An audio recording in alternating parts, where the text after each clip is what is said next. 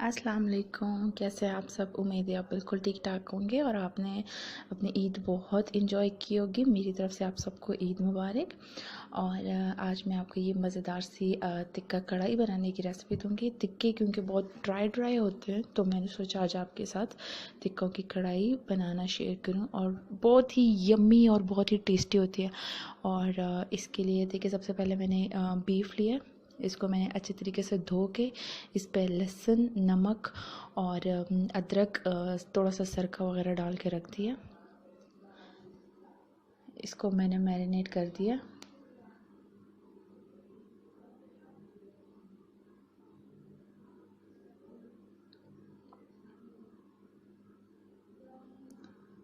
अब मैंने इसमें ज़रा सा दही और टिक्का मसाला भी ऐड कर दिया। मैंने बहुत कम ऐड किया है क्योंकि मुझे मीट का अपना फ्लेवर चाहिए। इसमें मसालों का फ्लेवर बहुत कम आना है।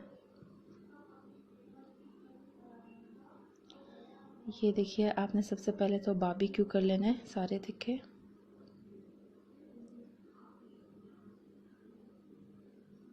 ये साथ में पंखी जो हाथ से चलाने वाली है वो भी मेरी नई साइड पे खड़ी है तो वो कर रही है। और ये देखिए, साथ ही 14 अगस्त भी सेलिब्रेट किया जा रहा है। और हमारे टिक्के बहुत ही मज़ेदार से ये देखिए बन रहे हैं, बनना स्टार्ट हो गए हैं बल्कि।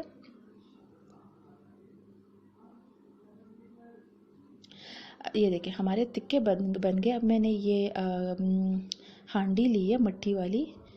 इसे मैंने ज़रा सा ऑयल डाल के ये सारे के सारे टिक्के इसमें डाल दिए। ज़रा सा फ्राई करूँगी। देन मैंने इसमें टमाटर और ये हरी मिर्च डाल दिए।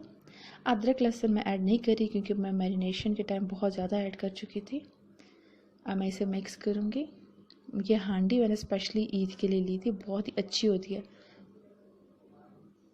प्रेशर कुकर तक का काम कर लेती है, इसलिए मैंने ये ली थी ईद के लिए। अब मैं इसे ढक के पकाऊंगी।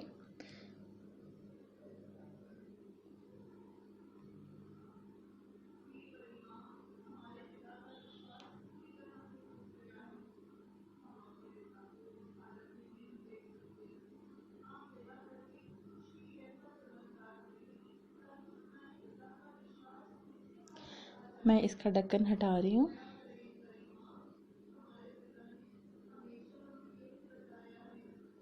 और ये देखिए हमारे मज़ेदार से यम्मी से टिक्का कढ़ाई बिल्कुल तैयार है। मैंने इसमें अभी कोई मसाला ऐड नहीं किया क्योंकि मैं मैरिनेशन का टाइम ऐड कर चुकी थी। कोशिश करें आप भी ना करें, अपना फ्लेवर रहने दें। और अगर आप बारबेक्यू करके इसकी कढ़ाई बनाएंगे तो आई एम श्योर आपको बहुत ही पसंद आएगा। अगर आप मैंने इसे प्याज और ये लेमन्स के साथ सर्व कर दिया। अगर आपको मेरी रेसिपी पसंद आई है तो इसको ज़रूर घर पे आप ट्राई कीजिएगा और मुझे अपना फीडबैक ज़रूर दीजिएगा।